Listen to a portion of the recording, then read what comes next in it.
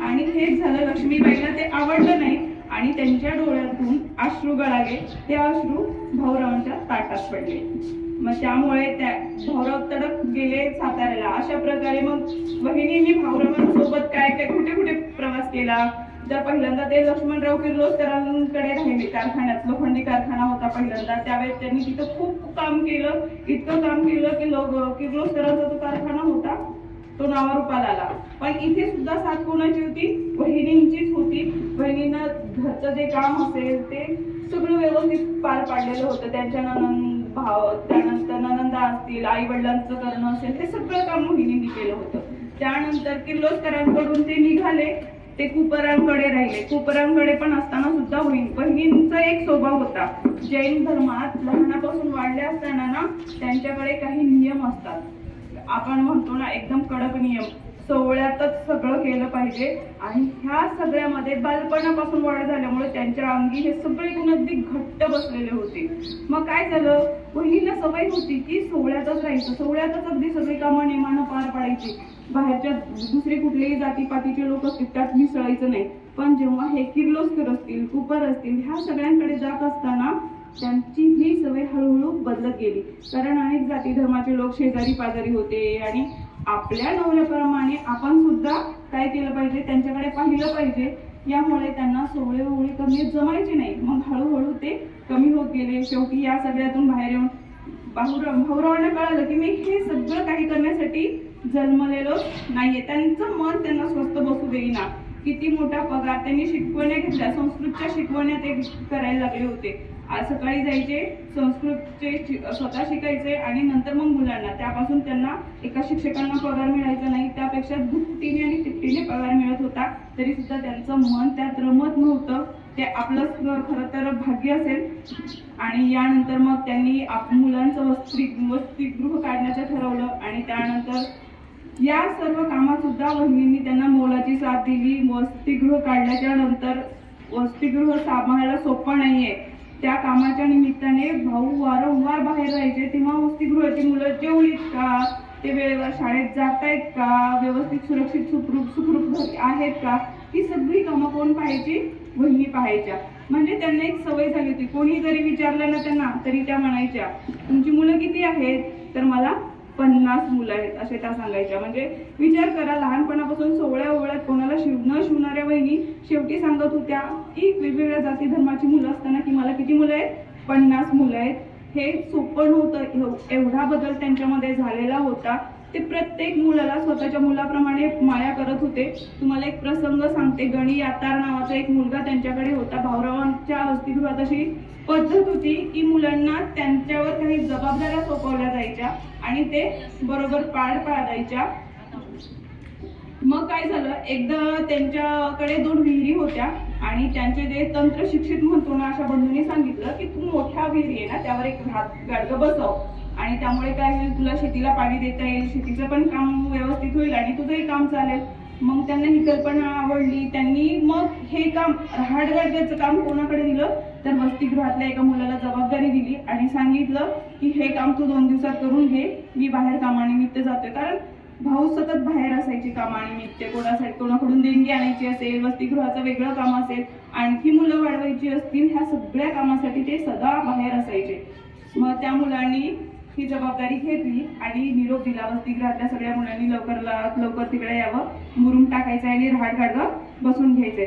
सगळी मुलं आली पण गणी आता काही आला नव्हता. का आला नव्हता तर मुस्लिम कमिटीची तो काय करायचा, एक रक्कम जमा करायचा आणि त्याच्या बदल्यात त्याला काय मिळायचे, 4 आणे त्या काळी मिळायचे आणि ते सगळी रक्कम तो वसतिगृहात जमा करायचा. आणि यासाठी भाऊंकडून त्यांनी परवानगी घेतली होती.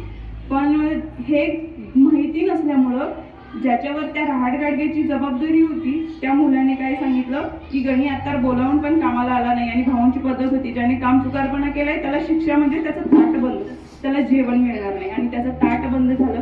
शांताराम नावाचा मुलगा होता, त्यांना सांगितलं होतं की आज त्याचं ताट गणी आत्तारला द्यायचं नाही. आणि त्यानुसार मग जेव्हा गणी आता दिवसभर पायपीट केला, गावभर फिरून त्यांनी ते पैसे जमा केले, गोळा केले. आणि मग तो जेव्हा आला आणि म्हणाला, शांताराम मित्रा, बेटा खूप भूक लागली आहे, मला आता तू जेवणाचं ताट दे.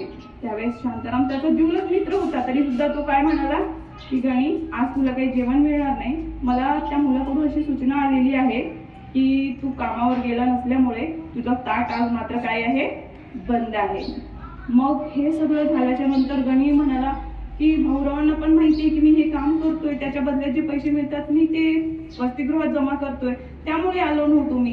पण तो म्हणाला की नाही, मला हे काय माहिती नाही, मला सूचना मिळाली की आज तुझं ताट नाहीये, त्यामुळे तू काही जेवू नको. मग गणी आता गेला त्या मुलाकडे आणि त्यांना हे सगळं सांगितलं. तरी तो मुलगा म्हणाला की भाऊ आल्यावर भाऊंना सांगून जेव. मग आता भूक पोटात, सकाळपासून जेवण नाही, अन्नाचा कण नाही. आणि या सगळ्यामुळे गणी अत्ताराला रात्री झोप पडली ना. का? कारण भाऊचा एक दिवस मुक्काम वाढलेला रात्रीचा. आणि मग त्यामुळे त्याने काय केलं, एका मुलाकडे अफू मिळत होती, ती अफू विकत घेतली आणि मग तो काय केला, झोपी गेला. अफू खाल्ल्याच्या नंतर झोप येते, अफू खाल्ल्यामुळे त्याला झोप लागली. पण काय झालं, त्याने 4 आण्याची त्या काळात खूप जास्त यायची आणि ही अफू खाल्ल्यामुळे त्याला भानच राहिलं नाही, तो तसाच पडला. त्याचा मित्र शांताराम जेव्हा आला तेव्हा त्याला ते आश्चर्य खरं पडलं की पोटात अन्न न मिळाल्यामुळे हा असा पडला असेल. आणि तो घाबरून गेला. त्याने वहिनीला जाऊन बोलावून आणलं आणि वहिनी पण त्याची ती अवस्था बघून घाबरून गेल्या आणि त्या जोरजोरात म्हणू लागल्या, गणी गणी काय केलंयस तू, नेमकं काय केलंयस ते खरोखर सांग.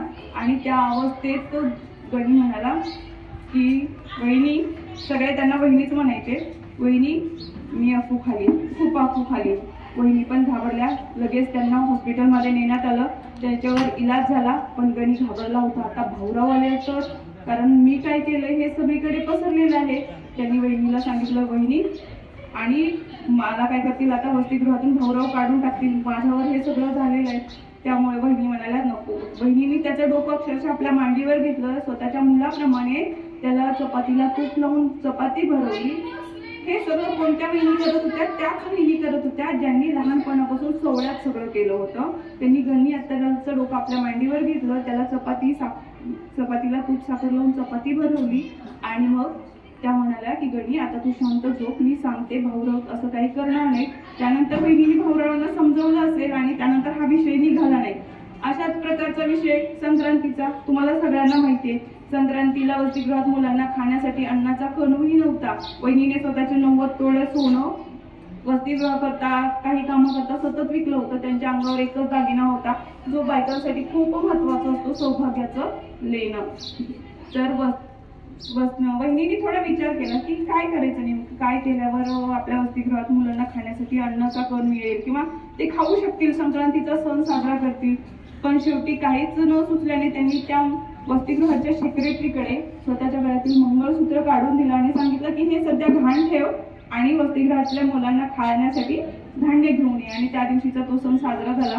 परत ते मंगळसूत्र कोणी सुद्धा सोडवलेलं नाही, ते विकून टाकलं नंतर त्यांनी वहिनींनी. अशा खूप घटना आहेत. त्यानंतर शेवटची म्हणजे उद्या पाडव्याचा दिवस होता. बेबीताई वहिनींची जी मुलगी होती तिचा अकाली मृत्यू झाला होता. आणि त्यानंतरची ही घटना, त्यानंतर वहिनी परत गरोदर होत्या, त्यांचा 9वा महिना चालू होता. त्या महिन्यात त्या अवघडल्या होत्या, तरी सुद्धा त्यांनी सगळी जबाबदारी, अगदी नेटाने सगळी जबाबदारी स्वतः पाहत होत्या.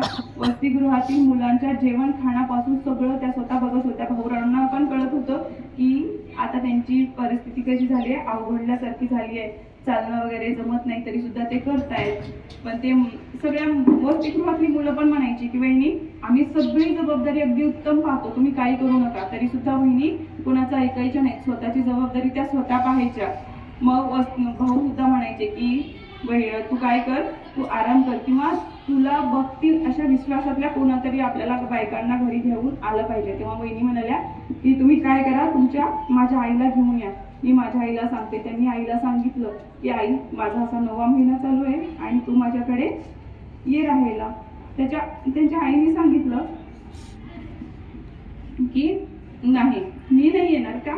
कारण तुझ्या घरामध्ये सगळ्या जाती धर्माचे लोक आहेत, तुम्ही काही शिवणं सोहळं काहीच पाळत नाही, म्हणून मी काही तुझ्याकडे येणार नाही. मग ही गोष्ट जेव्हा वहिनीला कळाली त्यांना खरं तर खूप दुःख झालं त्या दिवशी. त्या म्हणाल्या की माझी स्वतःची आई सुद्धा माझ्याकडे येत नाही. म्हणजे पहा, एवढा मोठा त्याग करणाऱ्या आईसाठी त्यांची आई सुद्धा त्यावेळेस आली नाही, तिला सुद्धा ते जमलं नाही.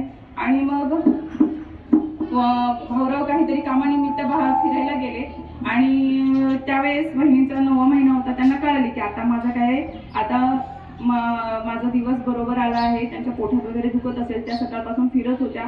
आणि मग अचानक गणीला परत बोलवलं आणि सांगितलं, गणी आताच्या आता जा आणि त्याच्या मावशींना घेऊन ये.